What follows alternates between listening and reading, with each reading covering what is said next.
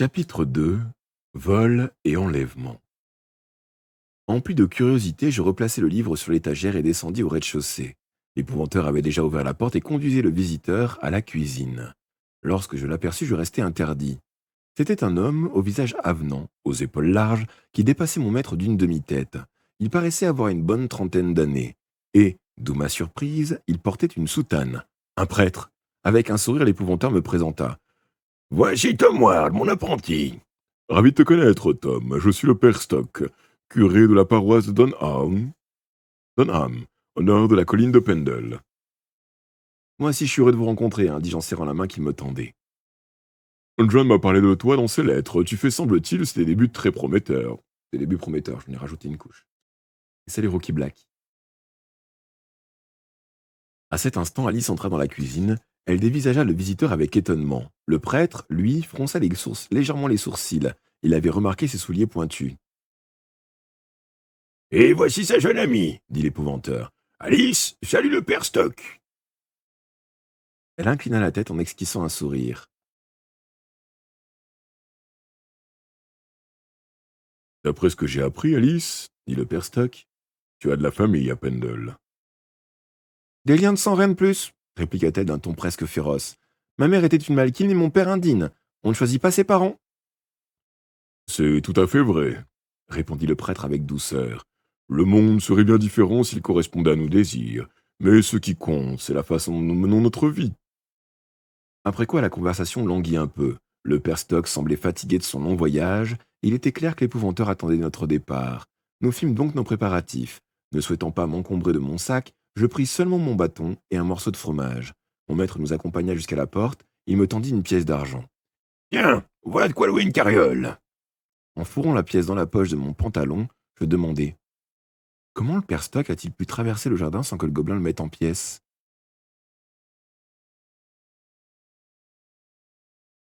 L'épouvanteur sourit. Oh, il a souvent arpenté autrefois et le gobelin le connaît bien. Robert Stock était mon apprenti, un excellent apprenti, je dois le dire. Après avoir achevé sa formation, il a pris conscience que le service de l'Église était sa véritable vocation. Il a ainsi 2 cordes à son arc. Ajoute à cela sa parfaite connaissance de Pendle. Tu comprendras qu'on ne saurait avoir un meilleur allié. Nous nous mîmes en route. Le soleil brillait, les oiseaux chantaient. C'était une superbe après-midi d'été. J'avais toutes les raisons de me réjouir. Je profitais de la compagnie d'Alice et je retournai à la maison. J'allais revoir ma petite nièce, Marie, ainsi que Jack et Ellie, qui étaient de nouveau enceintes. Maman lui avait prédit le fils que mon frère désirait, celui qui hériterait de la ferme un jour. Pourtant, tandis que nous approchions du but, je ne pouvais me départir d'un sentiment de tristesse, tel un lourd et sombre nuage planant au-dessus de moi. Papa était mort, et maman ne serait pas là pour m'accueillir. Plus jamais je ne me sentirais chez moi dans la maison de mon enfance. C'était la dure réalité, et je n'en avais pas encore mesuré toute l'âpreté. « Qu'est-ce qui te préoccupe ?» me demanda Alice. J'éludais la question d'un haussement d'épaule. J'éludais la question d'un haussement d'épaule. « Allez, Tom, ne fais pas cette tête. Combien de fois devrais-je te le répéter? Tout ira bien, tu verras. Je te parie que dès la semaine prochaine, on sera de retour à De Pendle. » Désolé, Alice. Je pense à mes parents. Je n'arrive pas à les chasser de mon esprit. Elle me prit la main et la serra gentiment. Je sais que c'est difficile, Tom, mais je suis sûr que tu reverras ta mère un jour. N'es-tu pas curieux de découvrir ce que renferment les mâles qu'elle t'a légués? Si, évidemment, je ne peux pas dire le contraire. Alice désigna le bas-côté du chemin. L'endroit est agréable et je commence à avoir faim. Arrêtons-nous pour manger. Nous assîmes sur un talus herbeux, à l'ombre d'un grand chêne, et partageâmes le fromage. Nous étions affamés, et nous n'en laissâmes pas une miette. Je n'avais pas besoin de jeûner, n'ayant pas à accomplir une quelconque tâche d'épouvanteur. Pour la suite du voyage, la nature assurerait notre subsistance. Comme si elle avait lu dans mes pensées, Alice promit avec un sourire. « Oh, j'attraperai un ou de lapin à la fin de la journée. » Bonne idée. Revenant à notre situation, je repris. « Alice, tu m'as beaucoup appris sur les sorcières en général, mais bien peu sur celles qui vivent à Pendle. Pourquoi? J'ai besoin de réunir le maximum d'informations avant qu'on se rende là-bas. » Elle fronça les sourcils. « Cet endroit ne me rappelle que des mauvais souvenirs. Je n'aime guère parler de ma famille et de Pendle pas davantage. La seule idée d'y retourner me terrifie. » C'est bizarre, repris-je. Monsieur Grégory n'en parle jamais non plus. Je pensais qu'on discuterait de la façon dont nous allions travailler. Oh, tu le connais. Il faut toujours qu'il fasse des cachotteries. Il a sûrement un plan. Il nous mettra au courant le moment venu.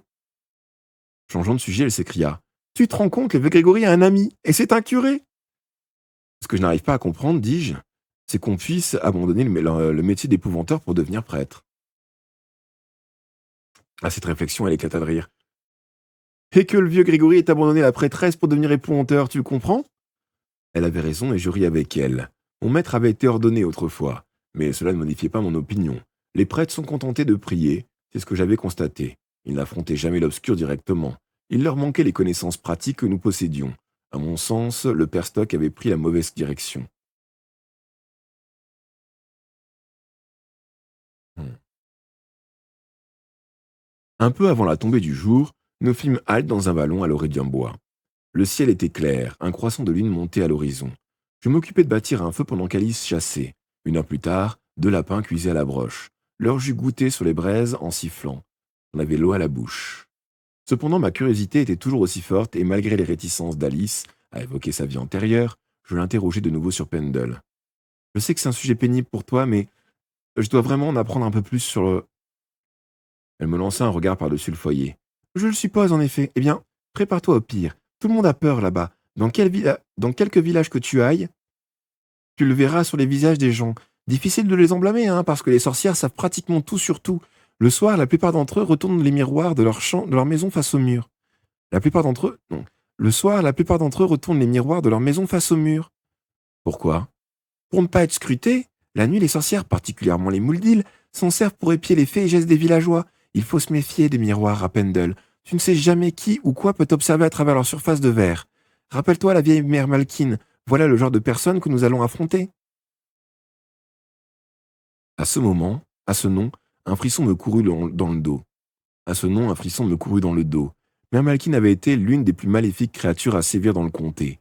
1 an plus tôt, avec l'aide d'Alice, j'avais réussi à la détruire, après qu'elle eût mis en danger mon frère Jack et sa famille.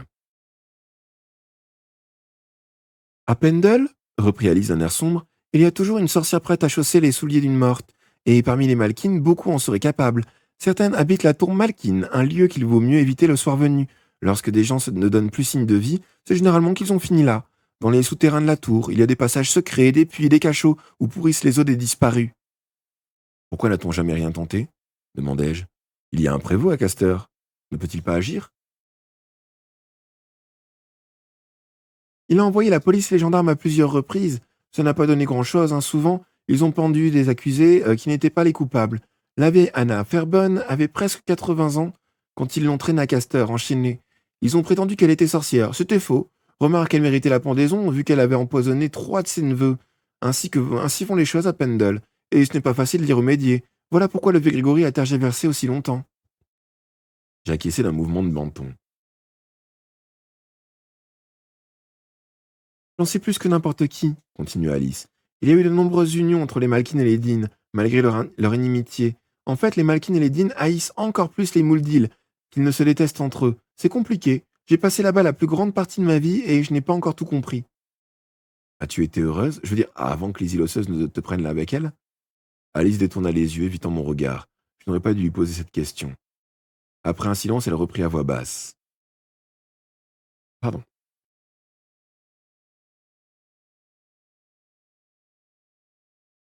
Je n'ai guère de souvenir de cette époque. Il y avait des querelles, je me revois, pleurant dans le noir pendant que mon père et ma mère se battaient comme chien et chat. Mais parfois ils bavardaient et ils riaient, et ce n'était pas si mal. C'était ça la plus grosse différence après. Le silence. Lizzie ne parlait pas. Elle avait plus vite fait de me flanquer une taloche que de m'adresser un mot. Elle grommelait sans cesse. Quand elle me marmonnait des mots, quand elle ne marmonnait pas des sorts en fixant les flammes, elle regardait dans les miroirs. Il m'arrivait de saisir des images par-dessus son épaule, des créatures qui n'appartiennent pas à cette terre. Ça me terrifiait. À tout prendre, j'aurais préféré les disputes de mes parents. Tu habitais la tour Malkin? Alice secoua la tête. Non.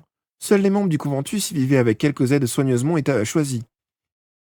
Je ne m'y rendais de temps en temps avec maman. Je ne m'y rendais de temps à autre avec maman. Mais je ne suis jamais descendu dans les souterrains. Ils logeaient tous dans une grande pièce pleine de fumée qui vous piquait les yeux. Étant indigne, papa ne s'y risquait pas. Il n'en serait pas sorti vivant. On occupait un cottage près de Rogli. Rogli. Le village des Dean. Les Mouldils sont à Barley et le reste des Malkin à Goldshaw Booth. En général, chacun se cantonne à son territoire. Après quoi Alice se tut, Et je ne l'interrogeai pas davantage. Vandal ne lui évoquait que des souvenirs douloureux, et je devinais les horreurs qu'elle passait sous silence. Le plus proche voisin de Jack, Monsieur Wilkinson, possédait un cheval et une carriole qu'il serait tout disposé à me louer. J'en étais certain. Il permettrait sûrement à un de ses fils de nous conduire, de sorte qu'il pourrait ensuite ramener l'attelage. Je décidai de passer d'abord voir mon frère pour le prévenir que je venais prendre mes malles. Nous marchâmes d'un bon pas, et le lendemain, en fin d'après-midi, la ferme était en vue. Au premier regard, je compris que quelque chose n'allait pas. Nous arrivions par la colline du pendu, et nous amorcions notre descente. Je remarquai aussitôt qu'il n'y avait pas une seule bête dans les champs. Lorsque les bâtiments apparurent, ce fut bien pire. La grange avait brûlé. Elle n'était plus que ruine noircie. Je n'eus même pas la présence d'esprit de demander à Alice d'attendre la lisière du domaine. Un drame avait eu lieu, et je ne pensais qu'à vérifier si Jack, Ellie et la petite Marie allaient bien. Les aboiements des chiens auraient dû m'annoncer depuis longtemps. Or, tout était silencieux. Tandis que nous franchissions le portail et traversions la cour en hâte, je ne vis que la porte derrière arrachée, pendée sur un seul gond. Je courus, Alice sur mes talons, une boule dans la gorge. Que s'était-il passé? Je pénétrai dans la cuisine, appelai Jack et Ellie, criant leurs noms encore et encore. Pas de réponse. La maison n'avait La maison n'avait plus rien de commun avec celle où j'avais grandi. Les meubles de la cuisine avaient été renversés, le carrelage était couvert de débris de faïence, les herbes en pot, autrefois alignées sur le rebord de la fenêtre, avaient servi de projectiles pour briser les vitres. L'évier était encrassé de suie, le chandelier de cuir avait disparu de la table, remplacé par 5 bouteilles vides du vin, de sureau que ma mère conservait à la cave. Pour moi, cependant, le plus terrible fut la vision du rocking chair de maman, brisé en pièces, comme si on s'était acharné dessus à coups de hache. Cela me fit aussi mal que si elle avait... Attends. Cela me fait aussi mal que si elle-même avait été blessée. À l'étage, les chambres avaient été saccagées, les vêtements dispersés, les miroirs brisés. Quant à la pièce de maman, la porte était fermée, mais les taches de sang maculaient le mur et le plancher du palier. Était-ce le sang de Jack? Quelqu'un avait-il été tué ici? Me voyant blêmir d'effroi, Alice me saisit par le bras. N'imagine pas le pire, Tom. C'est peut-être moins terrible qu'il n'y paraît. Je ne répondis pas, hypnotisé par les éclaboussures d'un rouge sombre. Examinons la pièce de ta mère, suggéra Alice. Je la dévisageai horrifiée. C'était donc tout l'effet que ça lui faisait? Elle insista. On devrait regarder à l'intérieur. Je poussai la porte d'un geste rageur. Elle ne céda pas. Elle est toujours fermée, Alice. Et je détiens l'unique clé. Personne n'a pu entrer. Fais-moi confiance, je t'en prie.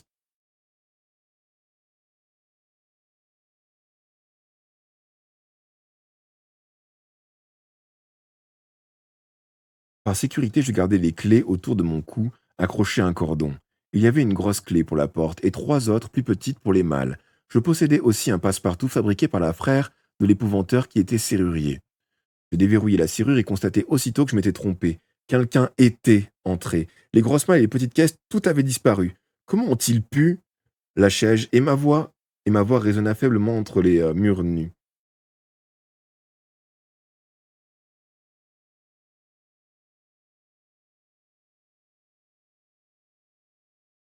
Donc Alice ajouta à l'air sombre.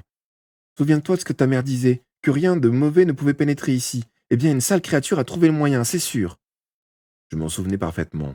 Lors de ma dernière visite à la ferme, juste avant son départ, maman s'était tenue là, dans cette même pièce, avec Alice et moi. J'avais encore ces mots dans l'oreille. Une fois la porte fermée à clé, rien de maléfique ne peut y pénétrer. Si tu fais preuve de courage, si ton cœur reste pur, ce lieu sera une forteresse contre l'obscur. N'y aie recours que si quelque chose de terrible est à tes trousses, menaçant ta vie et ton âme. Que s'était-il donc passé? Qui avait pu voler les malles? Et dans quel but? En quoi pouvait-elle être utile à quelqu'un d'autre que moi? Je verrouillai la porte derrière moi, et nous redescendîmes. Je traversai la cour dans un état second jusqu'à la grange, réduite à un tas de poutres carbonisées. C'est arrivé récemment, remarquai-je. Ça sent encore le brûlé. Alice renifla autour d'elle. Ça date d'avant-hier, à la tombée de la nuit. Elle avait un flair presque infaillible, mais ce que je lus sur son visage ne me plut pas. Elle avait perçu autre chose, quelque chose de plus inquiétant encore. Qu'y a-t-il, Alice? Une odeur se mêle à celle de la fumée. Une odeur de sorcière. Enfin, qu'y a-t-il, Alice? Une odeur se mêle à celle de la fumée. Une sorcière est venue ici. Sans doute même plusieurs. Des sorcières, m'écriai-je? Qu'est-ce qui pouvait les attirer ici?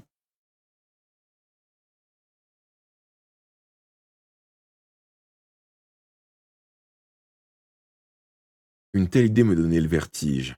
Les mâles. Que veux-tu que ce... Attends, c'est qui parle?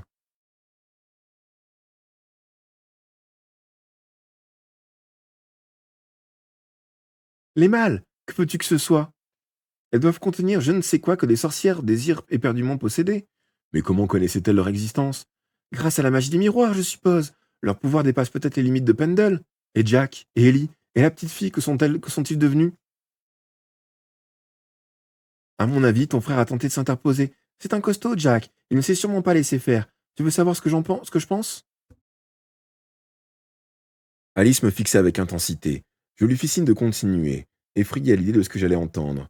Les intrus ne pouvaient pas entrer dans la pièce, car ta mère la protège contre l'obscur, d'une façon ou d'une autre. Ils ont forcé Jack à le faire et à en sortir les mâles. D'abord, il s'est battu, mais ils l'ont menacé à s'en prendre à sa femme et à sa fille, et il a cédé. Mais comment Jack a-t-il ouvert la porte? Elle n'a pas été forcée, c'est moi qui ai la seule et unique clé. Et où sont-ils maintenant? Où sont-ils tous les trois?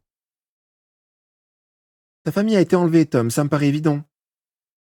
Et où les a-t-on emmenés, Alice? Quelle direction ont-ils prise? Il leur a fallu une charrette et un cheval pour transporter les mâles. Ils ont dû laisser les traces. Nous courûmes jusqu'au bout de l'allée et prîmes la route. 3 milles plus loin, nous arrivâmes à un embranchement. Alice pointa le doigt. J'en étais sûr, ils ont viré vers le nord en direction de Pendle. Alors suivons-les, décidai-je en m'élançant. Je n'avais pas fait 10 pas qu'Alice me rattrapait. Elle me saisit par le bras, m'obligeant à faire volte-face. Non, Tom, ils sont déjà trop loin. Ils sont déjà loin. Le temps qu'on y parvienne, ils seraient cachés quelque part, et les cachettes ne manquent pas à Pendle. On n'aurait aucune chance de les retrouver. Non, nous devons regagner Chippenden et prévenir le vieux Grégory. Lui, il saura quoi entreprendre, et le curé aussi. Je refusai de la tête, pas du tout convaincu. Réfléchis, siffla Alice, serrant mon bras à m'en faire mal. D'abord, on retourne à la ferme et on interroge les voisins. Ils savent peut-être quelque chose. Et tes autres frères, ne devrais-tu pas les prévenir? Ils voudront t'aider. Après quoi, on va tout raconter au vieux Grégory. Non, il faut plus d'une journée de marche. Même à vive allure, on atteindra la maison de l'épouvanteur.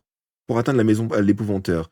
Et encore une bonne journée et demie jusqu'à Pendle. D'ici là, ils peuvent arriver n'importe quoi à Jack et à Ali et à Marie. Il sera trop tard pour les sauver.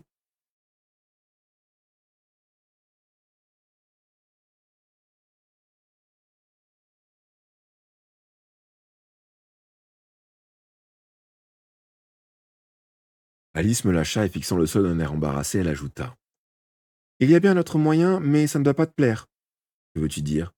Je refrénai à grande peine mon impatience, toutes ces minutes perdues à tergiverser.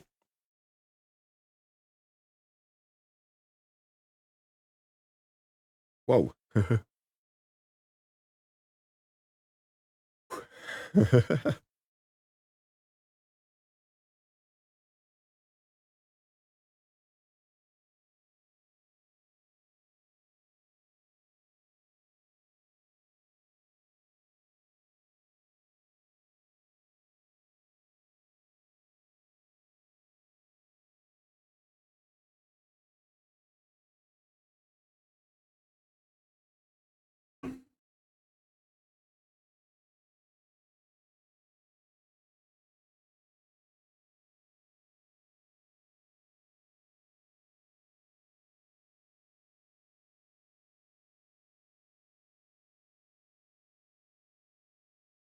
Ouais, ça va. En quelques secondes, ça m'a fait un effet super bizarre.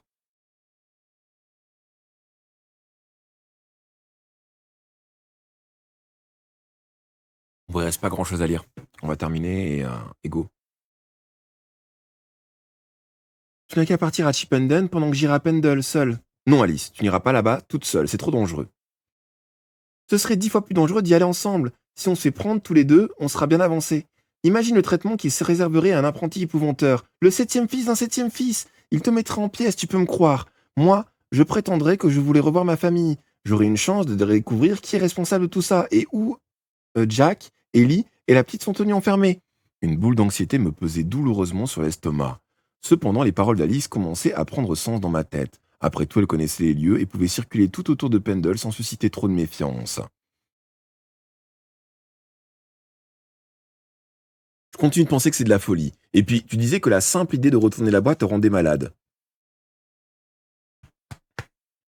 Je le ferai pour toi, Tom, et pour les tiens. Il ne méritait pas ça, j'irai à Pendle, je ne vois pas d'autre moyen. Elle prit ma main gauche et la serra doucement. On se retrouve à Pendle, Tom. Rejoins-moi si vite que tu pourras. Promis, dis-je. Dès que tu sauras quelque chose, cours au presbytère du père Stock à Dunham. C'est là que je t'attendrai.